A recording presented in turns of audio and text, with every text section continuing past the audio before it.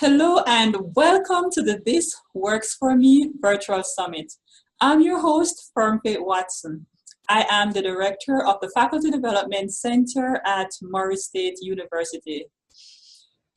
Did you know that online courses and blended courses have been rising steadily in recent decades?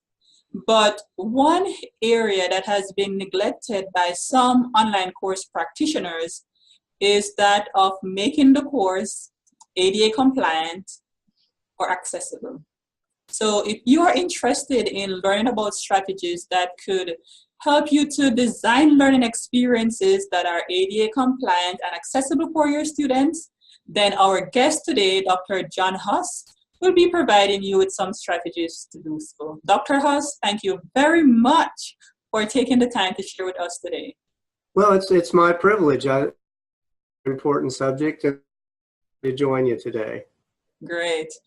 Now, I'm going to open the floor to you for a moment to tell us a little bit about yourself, who you are, where you're from, and what you do. Well, as you mentioned, I'm Dr. John Huss, and I'm actually beginning my 20th year this year at Northern Kentucky University, and I teach in the Foundations Department at NKU, which means that I teach the courses that our pre-service group that they hope to teach themselves someday. And I teach Introduction to Education to undergraduates and the Research Methods course to graduates. And I also teach dissertation seminar. So I kind of have a good feel for interacting with students at all levels at our university. So I like a challenge, and I can prove that even further by saying that when I first got into education, I was a middle school teacher. Mm-hmm. That kind of tells you all you need to know. And so I was one of the first at NKU to start becoming interested in teaching online, which has kind of led to the topic that we're going to be discussing today. Great. And I know that the title of your topic is the ABCs of ADA, bringing your online course into ADA compliance. And for those of us who are not familiar, could you tell us, what does ADA mean? Well, it's a term that probably a few years ago, most of us were not familiar with, including myself. Mm-hmm. It stands for the Americans with Disabilities Act. And prior, I'd say the last 7 to 10 years, it mainly applied to making the classroom accessible or making the building accessible. It was very much a bricks and mortar kind of an orientation.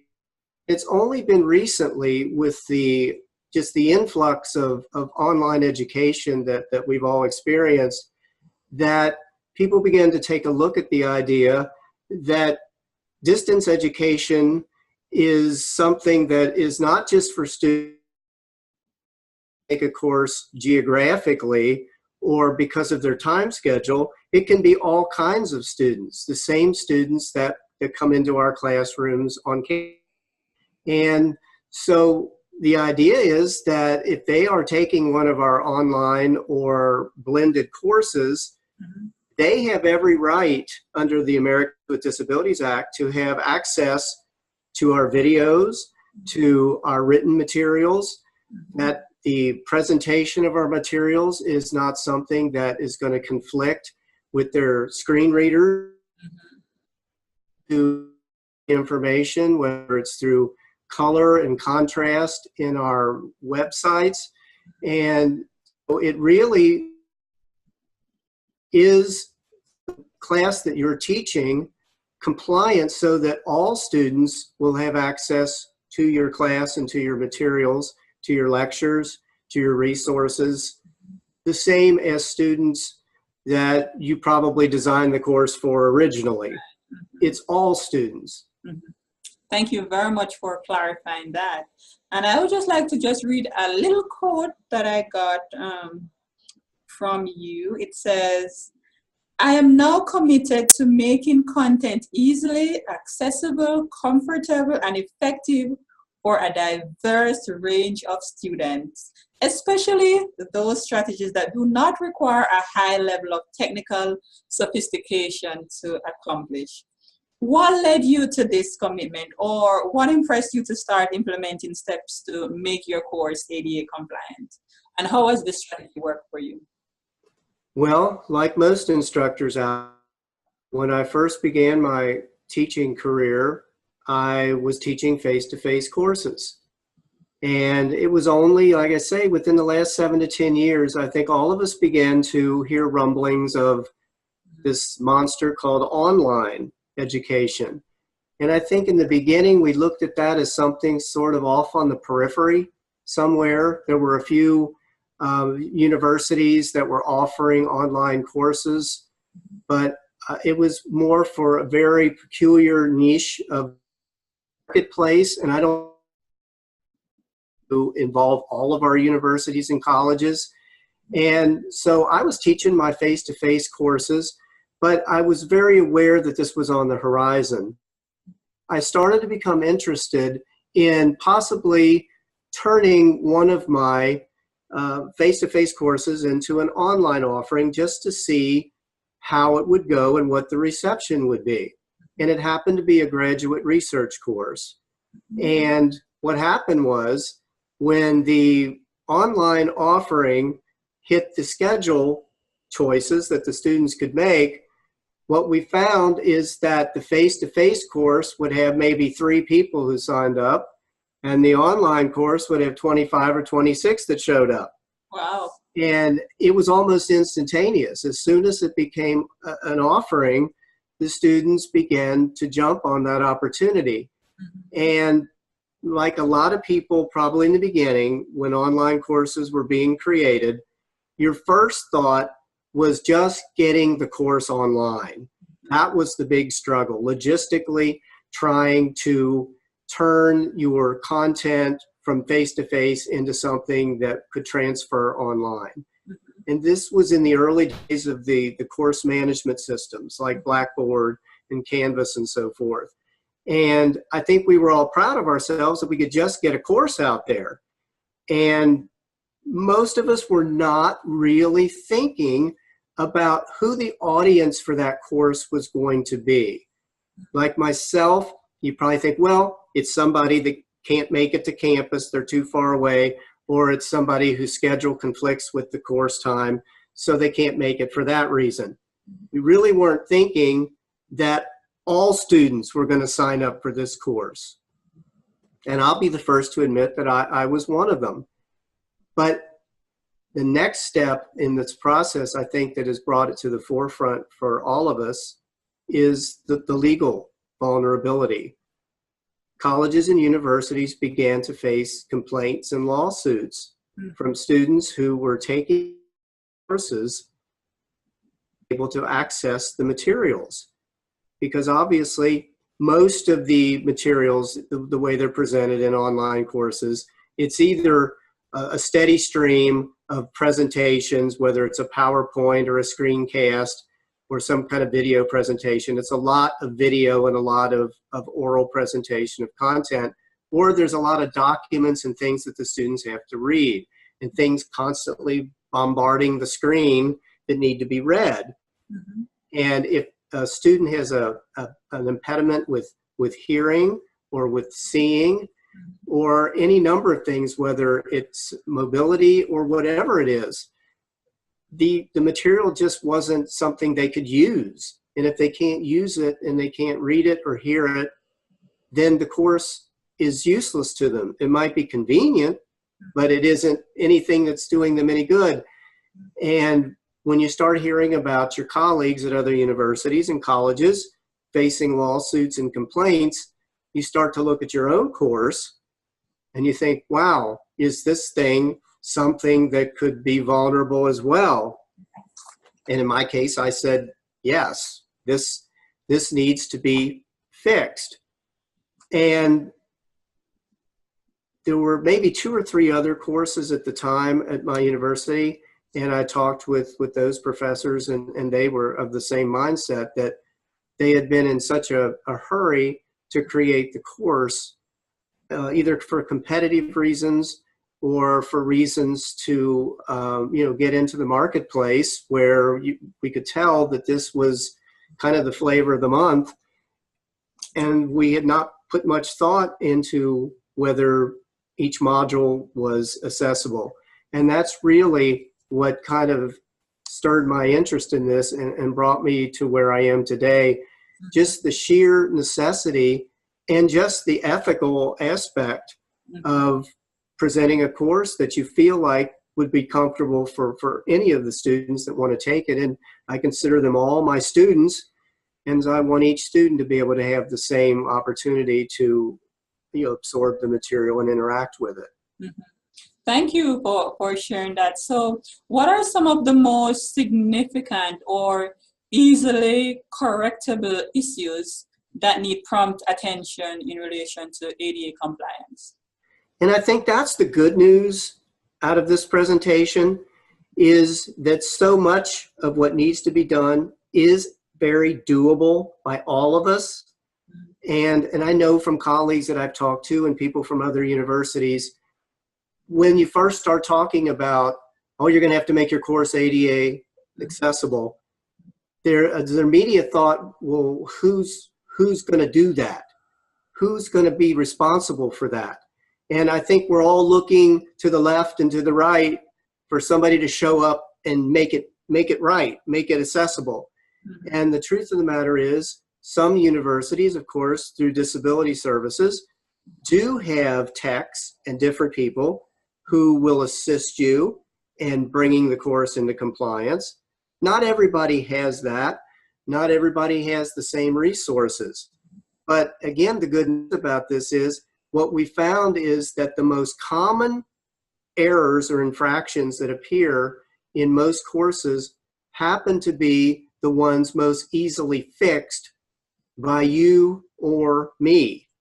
Wow. And one of those, probably the leading error that shows up in most professors' courses, is the lack of alternative text for photographs, charts, logos, graphs.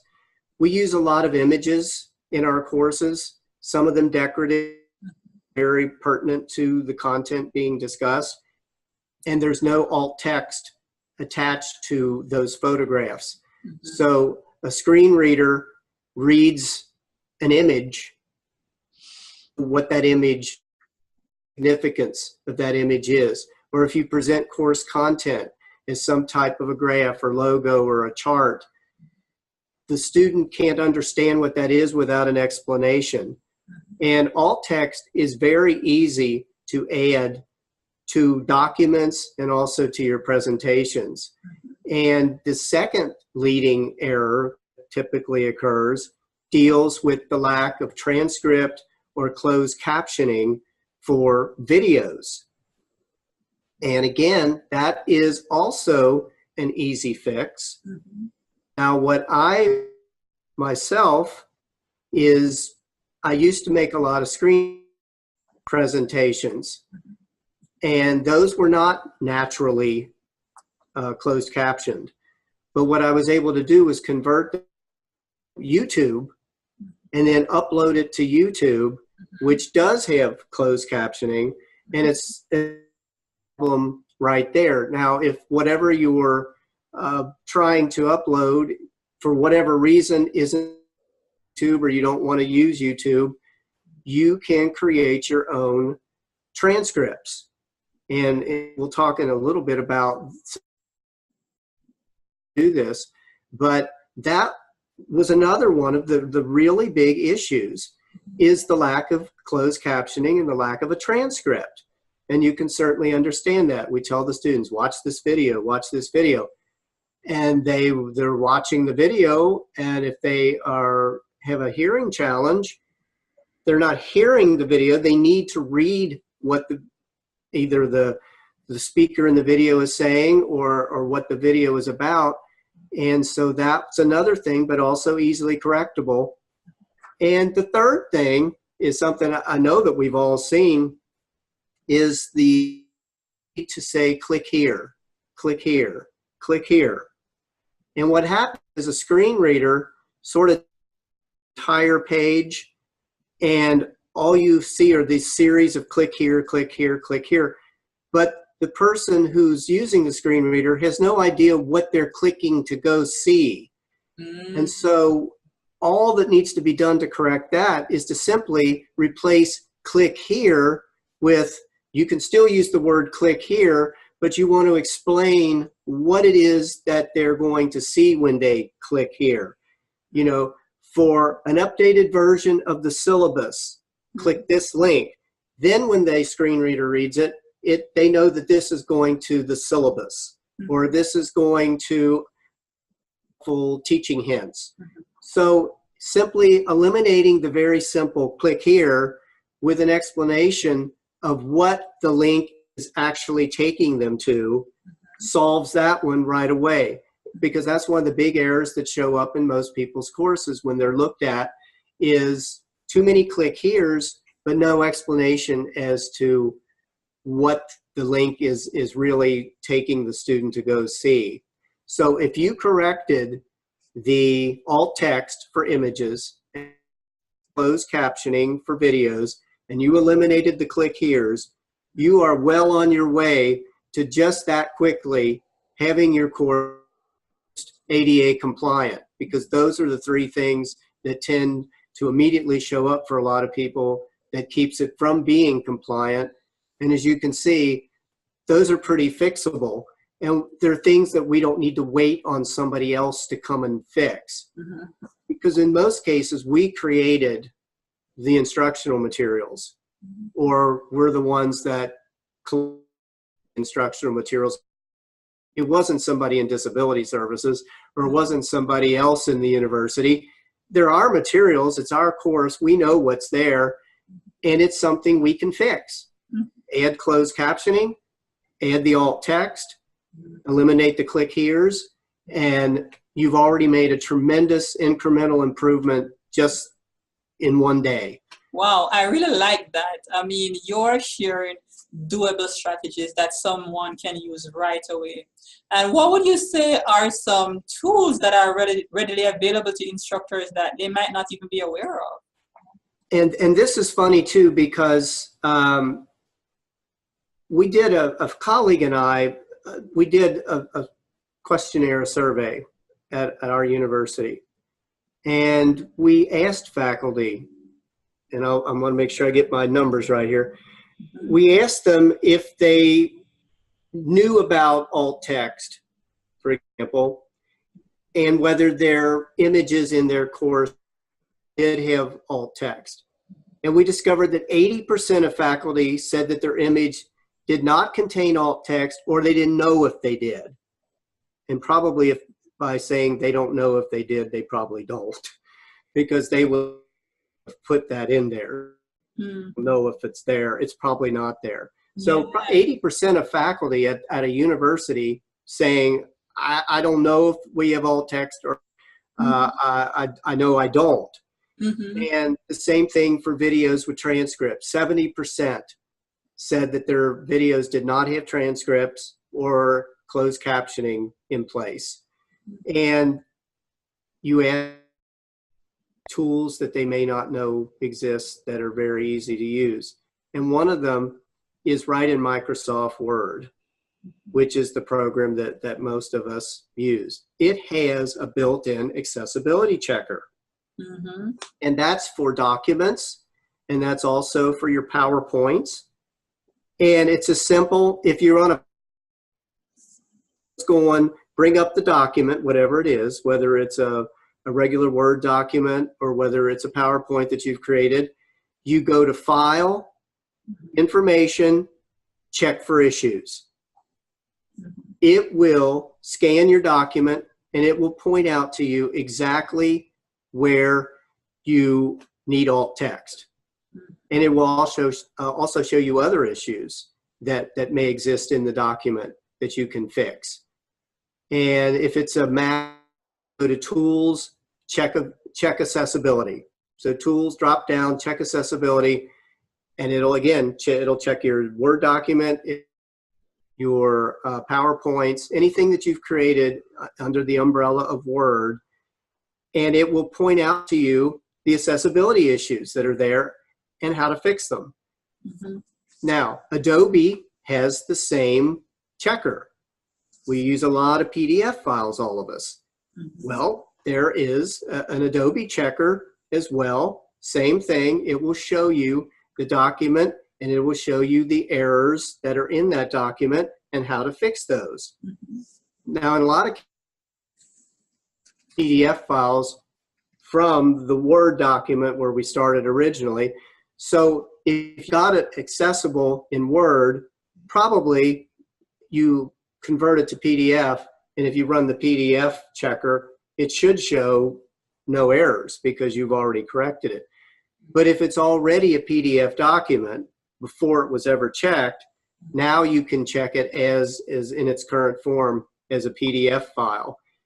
And those two things alone, because it takes in all Word documents and Adobe documents and PowerPoints, which is what a lot of us use, you can check yourself as to where the accessibility issues are and how to correct those. Then you can run the check on it again, and it should show that everything is clear and ready to go. And then you're happy to, and you know that they're meeting ADA compliance. Just those two things right there. With YouTube, of course, most people do know that it has closed captioning as part of, but a lot of people maybe have never checked it before. And if it's a video that you created yourself, rather, you can edit the captioning. It's more accurate, I think, than it used to be, but you can read back exactly what the student would see. And if you find that it has kind of garbled some words or made up words, which sometimes closed captioning does do, you can actually go in to that part of the video and type in what is supposed to be and fix that. There's also a free program that you can download called Subtitle Edit. And this allows you to modify closed captioning on any video that exists. So if you want the video to say something slightly different than it naturally says, or you want to add something to what the video says, you can go in there and edit that part of the video and add your own subtitle to go along with what's already there, or to eliminate what was there in the first place and put your own. As far as creating your own closed captioning or your own transcripts, what I have used in the past is a program called VoiceBase. Now, it's machine generated, and when you sign up with VoiceBase, there are a certain amount of pages or words that you can get for free. So if it's small things that you're wanting for, let's say it's the introduction to the course, which in my online course, every module each week begins with like, welcome to week 1 or welcome to week 2. And the students will play that, and it'll be a short minute, maybe minute and a half. You know, hi everybody, welcome to week 2. This week we're going to look at, is teaching a profession, blah, blah, blah, blah, blah. And you kind of tell the students what's upcoming in the for an audio introduction, but it needs to have that goes along with it, because what are you going to do for the people that they can't hear the audio introduction? That would be a relatively short transcript. So for VoiceBase, what I would do is you allow it to create a machine-generated transcript of that audio introduction off the MP4 file, and they will send that back to you in a very short amount of time. And because it is machine generated and free, missteps in it, but I usually just read through the transcript, fix the words where, you know, big of a thing. You'll get probably 90–95% accuracy. The other 5% you just sort of fix. And that alone will provide you a transcript.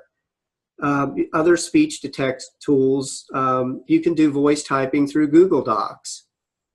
And I mean, Google Docs is something that probably all of us are using in one form or another.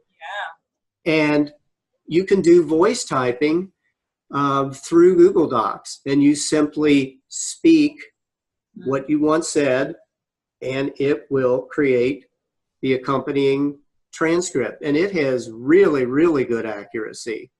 And that's available under the tools icon, right? In Google Doc. Yes. And so that is a situation where these are all free tools. These are all tools that most people already have on their desktop or laptop. Mm-hmm.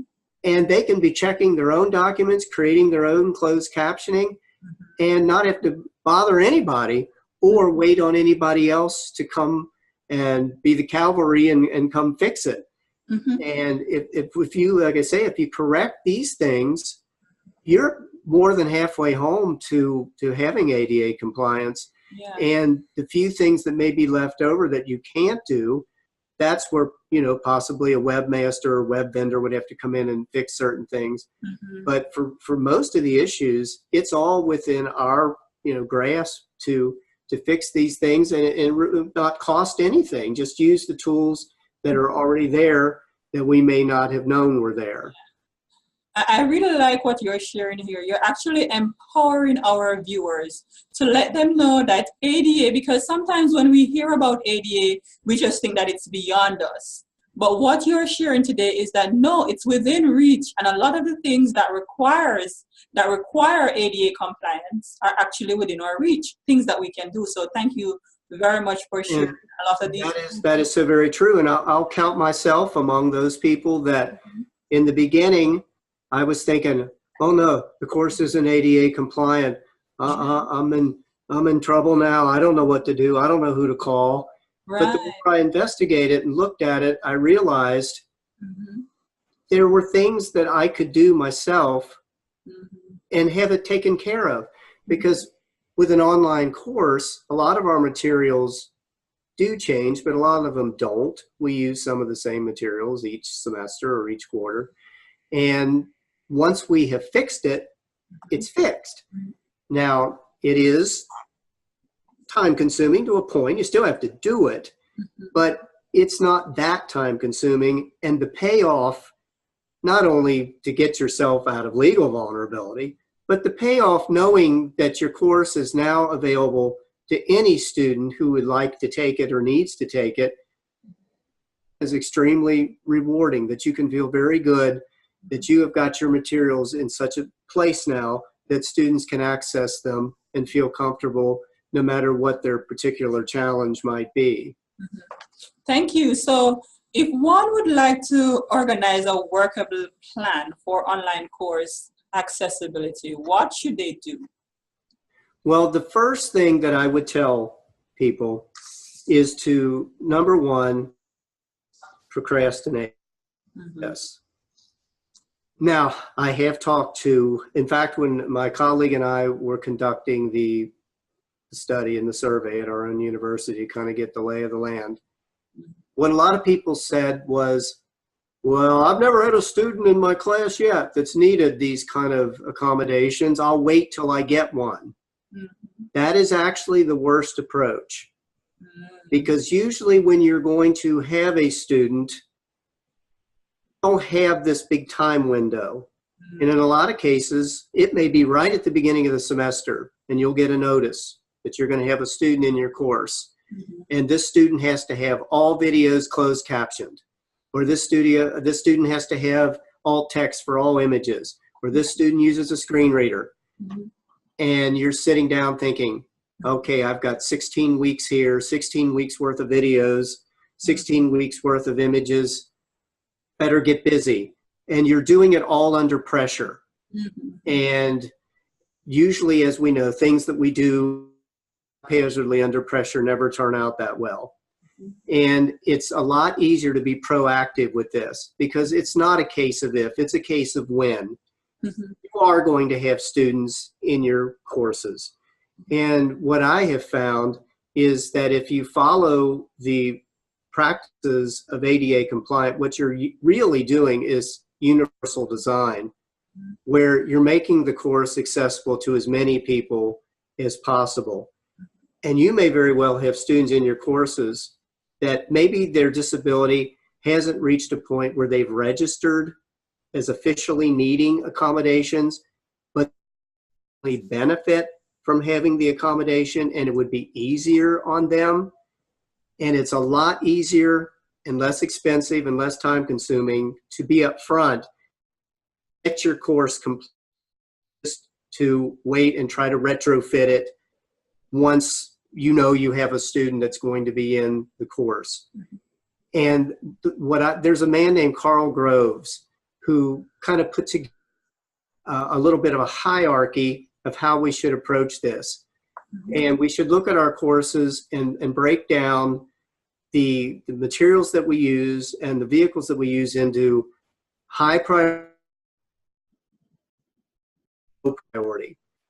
Obviously, with high priority, it means that you have something in your course that unless you fix it now, the student is not going to be able to access the content. This is a red flag flapping in the breeze. This has to be fixed, or there's no student taking that course. Those should be fixed first. Get all of those taken care of. If you don't have closed captioning and you have a student that requires closed captioning, obviously that's high priority. That needs to be done right now.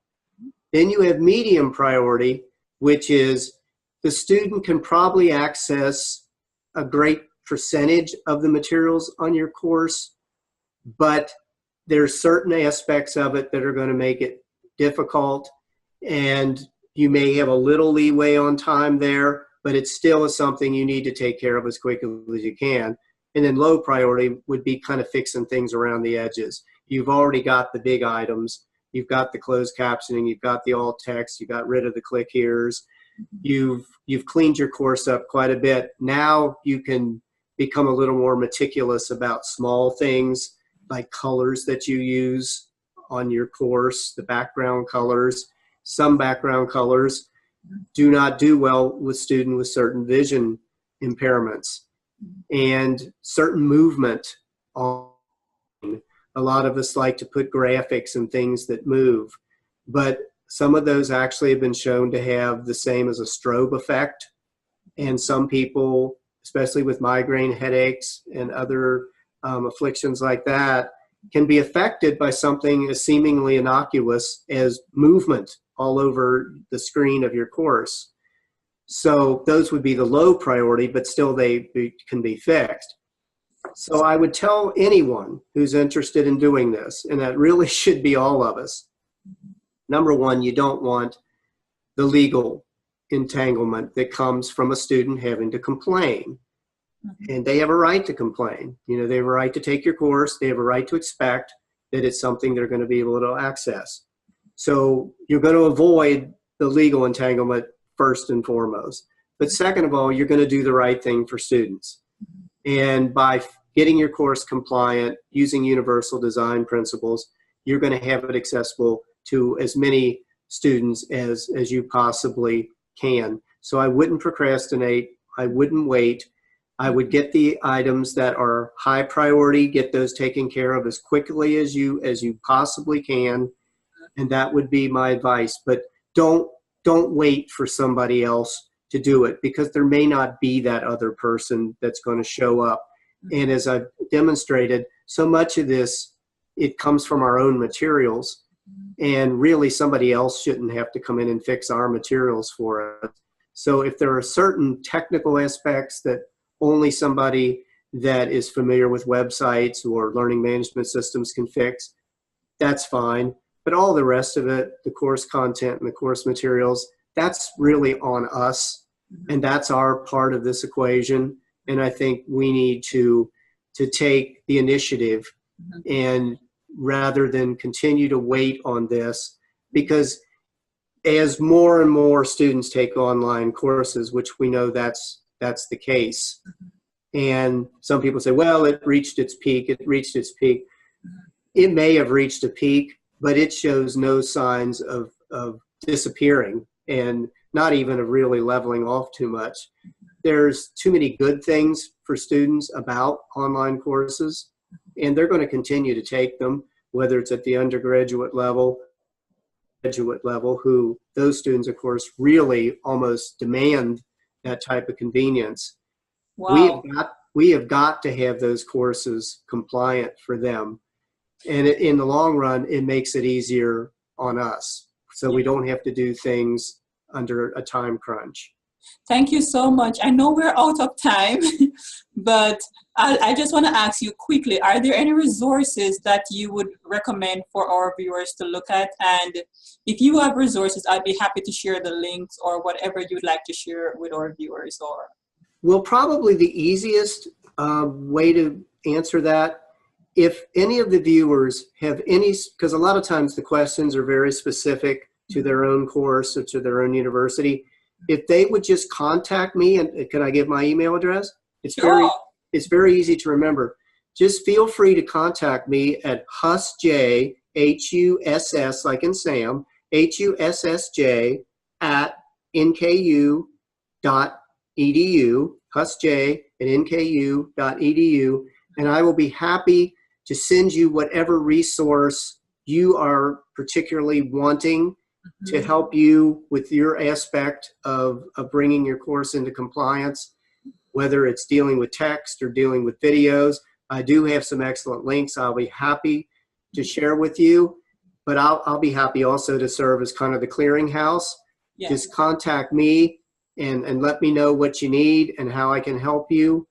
And I'll be happy to not only send you the links, but also any just practical experiences that maybe I've had using the tool or trying to put my own course into compliance, because I think in that respect, I'm like all of you out there that are watching this. This is something we need to do, and this is something that is not going to wait for us. And so we all just kind of work together to bring this to fruition. And since I have had experience with my own courses, I'm happy to share that knowledge. So if you need more information, just contact me and I'll get back with you right away. Well, thank you very much, Dr. Huss, for sharing with us so many useful practical tips that we may use right away. And to our viewers, thank you for taking the time to listen to this conversation. We encourage you to share it with others, and we look forward to seeing you in the next episode of this virtual summit. See you soon. Thank you.